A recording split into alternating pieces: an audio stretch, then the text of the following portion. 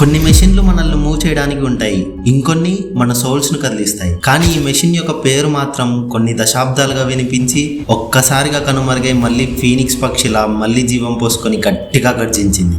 నేను ఈరోజు చెప్పబోయే story the fall and rise of Royal Enfield, చావడానికి నిరాకరించిన ఒక లెజెండరీ మెషిన్. రాయల్ ఎన్ఫీల్డ్ యొక్క స్టోరీ 1891లో ఇంగ్లాండ్లోని ఒక చిన్న టౌన్ అయిన రెడిక్ట్లో స్టార్ట్ అయింది. అయితే నవంబర్ 1891లో బాబ్ వాకర్ స్మిత్ అలానే ఆల్బర్ట్ ఏడీ అనే ఇద్దరు entrepreneurs George Townsend and Co అనే కంపెనీని కొంటారు. అలా 1893లో ఎన్ఫీల్డ్ టౌన్లో ఉన్న రాయల్ స్మాల్ ఆర్మ్స్ ఫ్యాక్టరీకి ప్రెసిషన్ పార్ట్స్ సప్లై చేసే కాంట్రాక్ట్ను వీళ్ళిద్దరు గెలుచుకుంటారు. ఈ సందర్భంగా ఈ అండర్టేకింగ్ కు the Enfield manufacturing company limited law rename చేసుకుంటారు. అప్పటి నుంచి వాళ్ళు డిజైన్ చేసిన బైసైకిల్ కి రాయల్ ఎన్ఫీల్డ్ అని పేరు పెట్టడమే కాకుండా మేడ్ లైక్ ఎ గన్ అనే ట్రేడ్ మార్క్ ను ఇంట్రొడ్యూస్ చేశారు.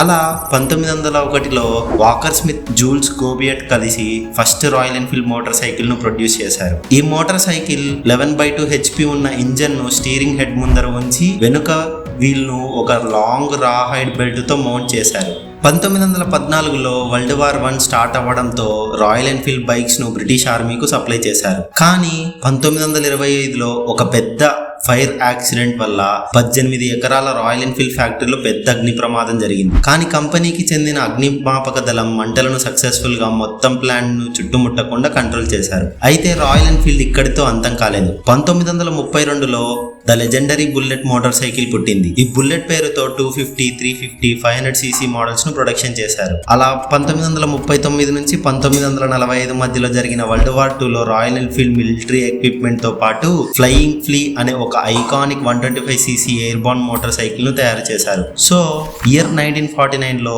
350cc బుల్లెట్ 500 ట్విన్ మోడల్స్ ను యునైటెడ్ కింగ్డమ్ లో లాంచ్ చేయడం జరుగుతుంది. అయితే రాయల్ ఎన్ఫీల్డ్ బైక్స్ కు మన ఇండియాకు కనెక్షన్ ఏమిటి అని మనకు డౌట్ రావచ్చు. సో 1947లో మనకు ఇండిపెండెన్స్ వచ్చాక ఆర్మీ వాళ్ళు బార్డర్స్ ను పెట్రోల్ చేయడానికి ఒక రోబస్ట్ మోటార్ సైకిల్ కావాల్సి వచ్చింది. అలా 1952లో 350cc మోడల్ అయిన రాయల్ ఎన్ఫీల్డ్ బుల్లెట్ ను 800 యూనిట్లు మద్రాస్ మోటార్స్ వాళ్ళు ఇండియన్ ఆర్మీ కోసం ఆర్డర్ ను రిసీవ్ చేసుకుంటారు. అలా 1955లో రాయల్ ఎన్ఫీల్డ్ కంపెనీ ఇండియాలోని మద్రాస్ మోటార్స్ ఓనర్స్ అయిన కేఆర్ సుందరం అయ్యర్ తో పార్ట్నర్షిప్ జరుగుతుంది. సో మద్రాస్ కి దగ్గరలోని తిరువత్తూరులో ఎన్ఫీల్డ్ ఇండియా రాయల్ ఎన్ఫీల్డ్ మన ఇండియాలో అఫీషియల్ గా స్టార్ట్ అయింది. కానీ 1967 నుంచి 1970లో రెడ్డిక్లోని ఫ్యాక్టరీ కంప్లీట్గా క్లోజ్ కావడం వల్ల ఇండియాలోనే ప్రొడక్షన్ జరగడంతో పాటు వేరే దేశాలకు కూడా ఎక్స్పోర్ట్ చేసేవాళ్ళు. అయితే బుల్లెట్ బైక్స్ చాలా హెవీగా ఓల్డ్ ఇంజన్ డిజైన్ ఉండటం వల్ల 1980s వచ్చేసరికి జపనీస్ బైక్స్ రిలయబిలిటీ వల్ల అందరూ జపాన్ బైక్లను కొనేవాళ్ళు. అలా కస్టమర్స్ నుంచి oil leaks, engine problems, maintenance difficulty ఉందని కంప్లైంట్స్ రావడంతో ఎన్ఫీల్డ్ ఇండియా ప్రొడక్షన్స్ అలానే సేల్స్ డౌన్ఫాల్ అయ్యింది.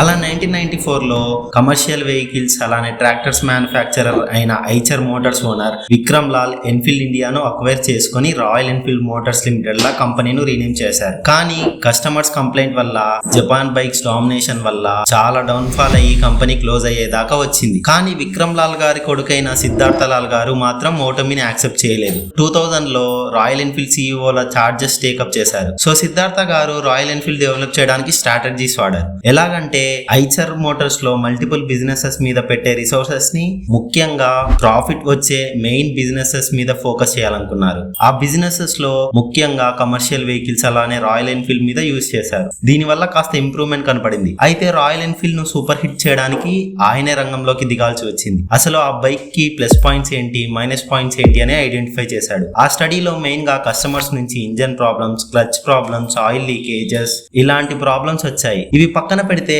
అందరికి రాయల్ ఎన్ఫీల్డ్ క్లాసిక్ లుక్ గానీ, రాయల్ ఎన్ఫీల్డ్ యొక్క సౌండ్ గానీ సూపర్ గా నచ్చేది. సో సిద్ధార్థ గారు రాయల్ ఎన్ఫీల్డ్ లుక్ ను చేంజ్ చేయకుండా కోర్ ప్రాబ్లం అయిన ఇంజన్ ను డెవలప్ చేయడానికి, మెయింటెనెన్స్ ను ఇంప్రూవ్ చేయడానికి ఒక సొల్యూషన్ వెతికారు. అలా 2008లో ఈ ప్రాబ్లమ్స్ కి అన్ని చెక్ పెట్టి ఒక సొల్యూషన్ ని లాంచ్ చేశారు. అదే యూనిట్ కన్స్ట్రక్షన్ ఇంజన్. ఈ ఇంజన్ వల్ల ఆయిల్ లీకేజెస్ అన్ని ఫిక్స్ అయ్యి రిలయబిలిటీ పెరగడమే కాకుండా ఇంతకు ముందు ఉన్న క్లాసిక్ లుక్స్, సౌండ్ అలానే ఉన్నాయి.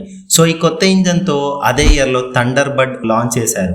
ఈ బైక్ ఎంత సక్సెస్ అయ్యిందంటే ఇండియాలోనే కాకుండా యూరోప్ కి కూడా ఎక్స్పోర్ట్ అయ్యింది. సో ఇండియాలో ఈ bike first 500cc motorcycle to export అయ్యింది. సో ఇంప్రూవ్మెంట్ ని బేస్ చేసుకుని 2009 లో Royal Enfield retro style classic version launch చేయడంతో ఆ బైక్ కి వేరే level fan base, cult status form అయింది. సో అప్పటి నుంచి రాయల్ ఎన్ఫీల్డ్ ఫస్ట్ టైం మంచి ప్రాఫిట్స్ ని చూసింది. So Royal Enfield branding, marketing కోసం, డెవలప్మెంట్ కోసం సిద్ధార్థ గారు బైక్ వేసుకొని ఎన్నో కిలోమీటర్లు ట్రావెల్ చేశాడు. అలా డిమాండ్ మీట్ చేయడానికి 2013లో చెన్నైలోని ఒరగడంలో ఫ్యాక్టరీని స్టార్ట్ చేశారు. అంతేకాకుండా 2060లో హిమాలయన్ 411 అడ్వెంచరర్ బైక్ ను లాంచ్ చేయడంతో ఆ టూరిస్టులకు ఈ బైక్ తెగ నచ్చేసింది. అలానే 2017లో 650cc ఇంజన్ తో ఇంటర్సెప్టార్ కాంటినెంటల్ GT ట్విన్స్ ను లాంచ్ చేశారు. ఈ దెబ్బతో ఈసారి ఏకంగా interceptor 650 prestigious Indian motor cycle of the year అవార్డును గెలుచుకుంది. అలానే 2021 నాటికి royal Enfield 120 years of pure motor cycling ను సెలబ్రేట్ చేసుకోవడమే కాకుండా 2023 నాటికి రాయల్ ఎన్ఫీల్డ్ ఒక సింగిల్ ఫైనాన్షియల్ ఇయర్ లో 1 million మోటార్ సైకిల్స్ ను అమ్మిన మైల్ స్టోన్ సెట్ చేసింది. ఇలా ఒక ఫ్లాప్ నుంచి రైడర్స్ లో, కస్టమర్స్ లో ఒక కల్చర్ లా రాయల్ ఎన్ఫీల్డ్ బైక్ మారింది. సో ఈ స్టోరీ నుంచి మనం ముఖ్యంగా ఎన్నిసార్లు ఓటమి చెందినా గెలుపు అనే దాని కోసం ప్రయత్నిస్తూ ఉండాలని గమనించాలి ఫ్రెండ్స్. ఈ వీడియో నచ్చినట్టయితే లైక్ చేయండి, షేర్ చేయండి. అసలు ఈ స్టోరీ మీద మీ ఒపీనియన్స్ ఏంటో కామెంట్స్ లో తెలపండి ఫ్రెండ్స్.